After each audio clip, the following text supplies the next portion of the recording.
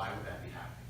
You got an air leak somewhere. You have an air leak somewhere, correct. If you're getting an air leak the entire time the system is running, that's an indication of a suction side leak.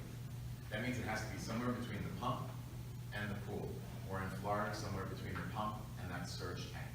So I want you to check the easy things first when we're looking for the source of that leak. So most pumps nowadays are manufactured with a clear Lexan lid. These can develop hairline cracks.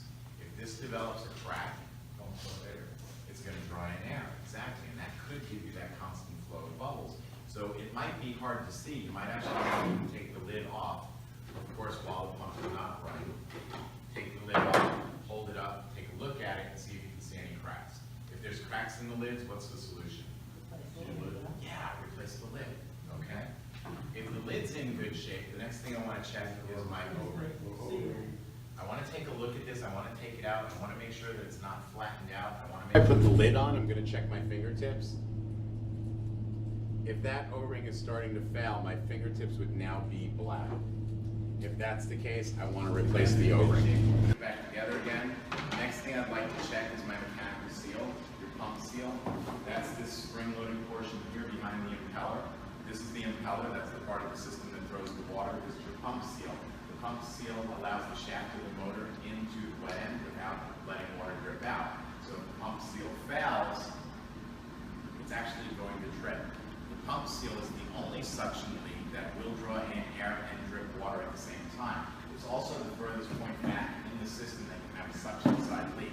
So the way I would check this with the pump running is I would actually take a look between the pump here and the motor and see if I could actually see dripping water down in between where the two attach, or if there's a puddling down there. If there's either water dripping or puddling, then I know that my seal has failed and I need to replace that. So replacing the seal would be the solution.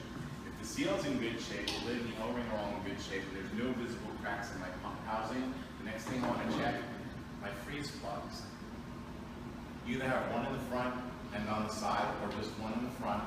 These aren't really for us, these freeze plugs. These are for the folks up north. They use these when they winterize the pool. They have to remove them and allow the moisture to completely drain out. They don't want anything in there in case that's all in good shape. Next thing I want to check is my plumbing. To do that, I like to use shaving cream.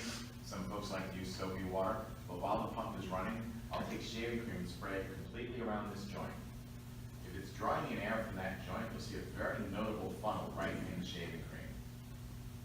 If there's not, I go to the next joint, to the next joint, to the next joint, all the way until I get to that surge tank or I get underground. And then I have to make a decision on how I'm going to proceed.